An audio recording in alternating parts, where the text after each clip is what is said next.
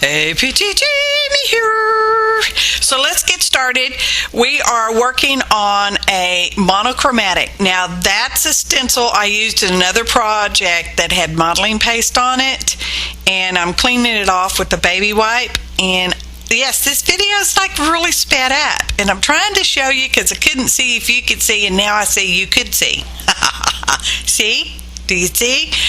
So anyway, I'm making some little artist trading cards, and their official size is 3.5 by 2.5, and they can either be of portrait or landscape orientation. And I'm just getting out some dylusions paints because this is a monochromatic theme, and I am like, I want to do purple, but I want to do teal, so let's do some of each and see which one's best. And I don't even show you the teal one because it is like no. So anyway, I probably shouldn't even told you about it. Yeah. Anywho, moving along, we're using our dylusions because, you know, they're getting dry and we need to use them. I'm tired of that broken lid on my black over there. Just saying. We're essentially just going to do a wash with them. As you know, they're fairly pigmented quite well. They're opaque. They're nice and creamy. Some of them are chunky, but you know, that's how it goes. And now you can really see that modeling paste lace pattern coming through.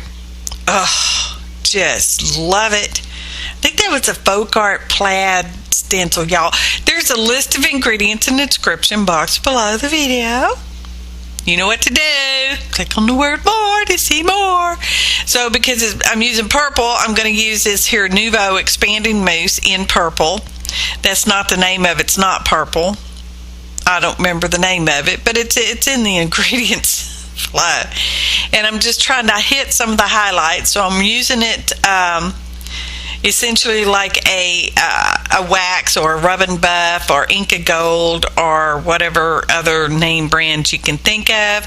It is the kind of mousse that if you put on thicker, you can hit it with the heat gun and it poofs up really lovely. You don't have to hit it with the heat gun and it dries nicely. Look at that.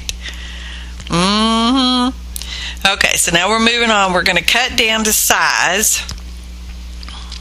It's really a relatively simple card, y'all. I don't know why I'm going so slow, but apparently I'm going really extra slow because this even looks slowed down. This doesn't even look like real life speed, y'all. Just saying. It could be real life speed. I don't know. So I've darkened it. I put a second layer on it. Y'all didn't see. And now I'm actually going to tone it with, or shade it, shading it with just a tibby tap of black. Now, for these size or these type of containers, I find that things dry up because they have such a wide mouth on them. Oh, so I'm using all that black. I'm going to get some more purple. And so I always just spritz just a touch of water, just like psh, that's it, in my paints, just to help keep them from not drying up. And I also store them in a gallon size Ziploc baggie. As you know, my studio is not kept at the same temperature. It is a variable temperature studio, and so it gets hot and things get cold, and I know it's not good, but that's just the way it is when you have a studio that is not in your home or connected to your regular furnace and air conditioner unit. Not that I have to explain, but I'm explaining. As you can see, that is extremely dark on screen. And in real life, it's not quite that dark. I'm gonna wipe a little bit more off. I'm washing my brush out over there, and we're gonna brush back over it again because monochromatic is the same color essentially. It's with whites or blacks or grays added to shade and tone it. So that's what I was doing. And I've got ink, which is in Majestic Violet. I could read sideways, y'all. I'm eking around the edge with it, okay? I come back later on, but I don't show you that part, and do it again because I wanted it just a bit darker. So I went over it again, deciding which is up and down. I have to use some die cuts over there, and die cut a Jane Davenport. I think it's sea flower, y'all, but I might lie if I really say that. It's in the description box.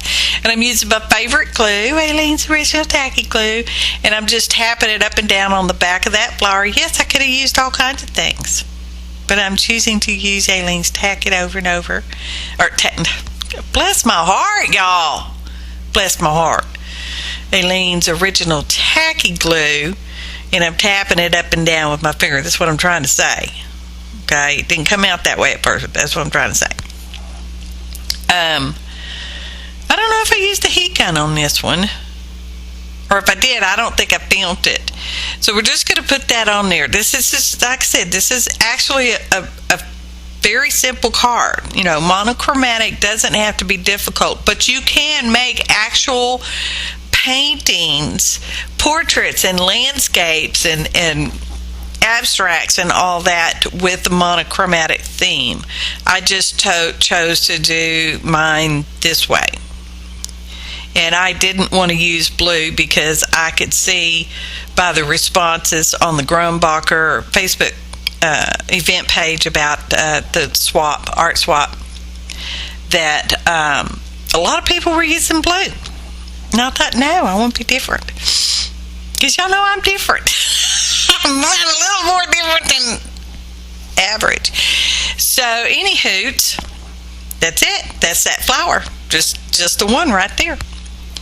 And I used a word from, I don't know what that die said. It's in the description, y'all. And I just used the one single word, and I die cut it from the same dark color.